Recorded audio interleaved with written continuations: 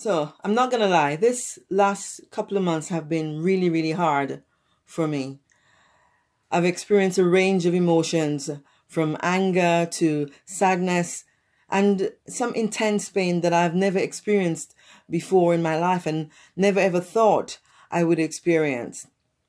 And I've gone through all this range of emotions and feelings of days where my body was racked with pain and feeling like I just couldn't possibly continue, and feeling really in a place of deep, deep despair and deep sadness and pain. And one of the things that really struck me through this experience, and it's not finished, is my intense strength. I never thought that I was somebody who was strong. I never would probably describe myself as a strong individual, as a strong person having strength. I never thought of myself in that way.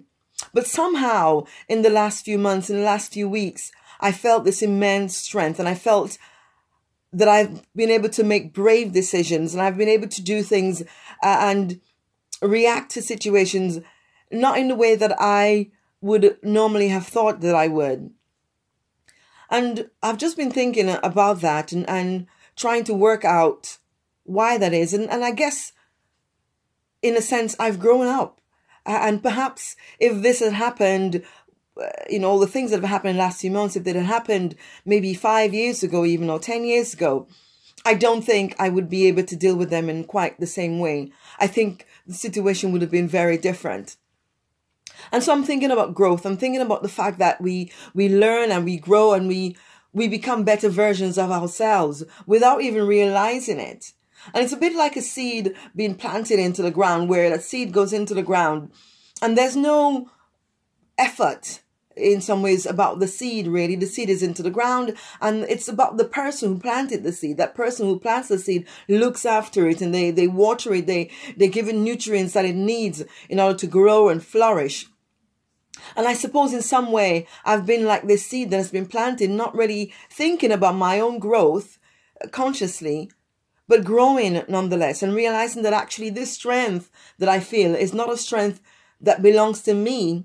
It's not a strength that I have somehow created and decided I'm going to be strong. I have never made those decisions. And I would like to think that it's about God's grace over my life, God's grace in my life. And it's not to say that people who don't feel strong or who go through difficulties and it brings them down, that somehow God is absent from all of that.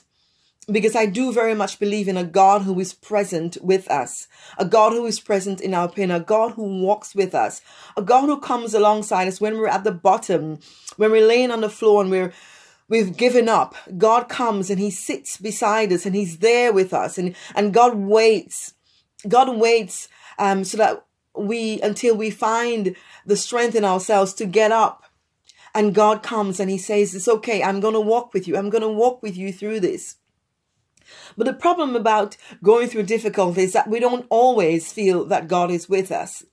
We don't always necessarily have that confidence to say, oh, it's fine. It's great. I'm going to be great. Things are going to be fine. We don't always have that.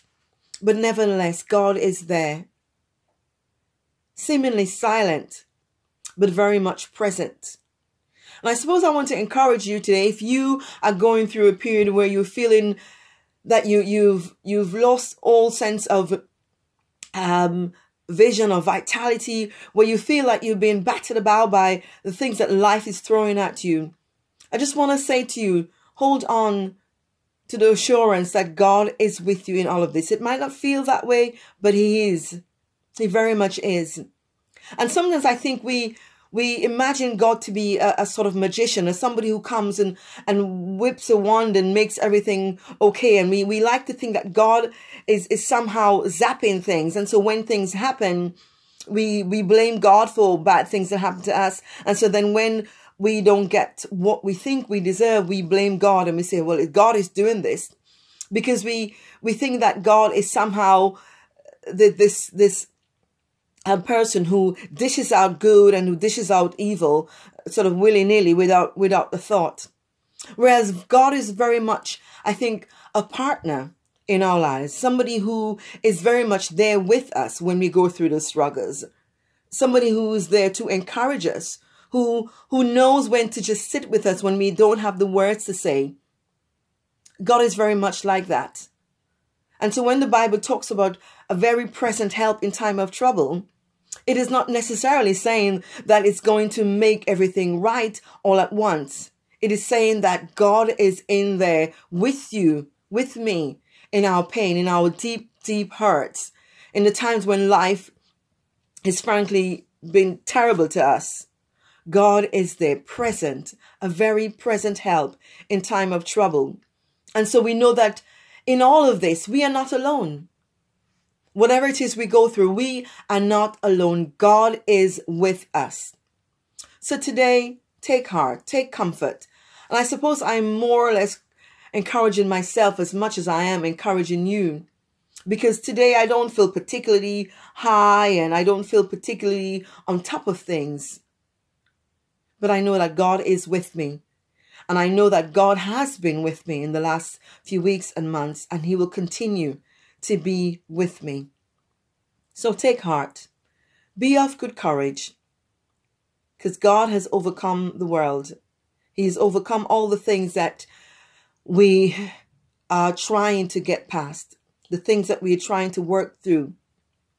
And He's just kind of waiting for us to get to that point ourselves. I love the idea of God being a patient God. He doesn't rush us through and say, come on, get your act together, shake yourself out of this. He waits with us and He journeys with us through our despair, through our pain, and through our hurt. So, be of good courage. You are stronger than you think.